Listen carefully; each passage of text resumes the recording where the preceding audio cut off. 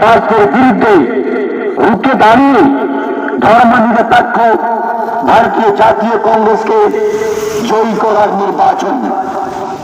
এই নির্বাচন সার্বিক সহযোগিতার মাধ্যমে এলাকা উন্নয়ন করার নির্বাচন। এই নির্বাচন শান্তি সম্প্রীতি বজায় রেখে সরকার দেওয়া বিভিন্ন প্রকল্প সুষ্ঠু ও স্বচ্ছতার সহিত বন্টন করার নির্বাচন।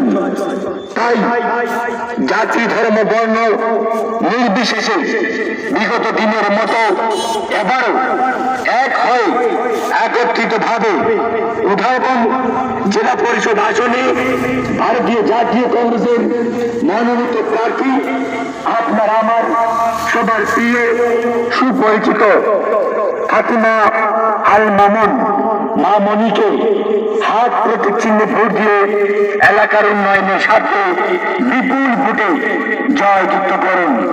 ধন্যবাদ। জিন্দাবাদ জিন্দাবাদ মা মনি জিন্দাবাদ।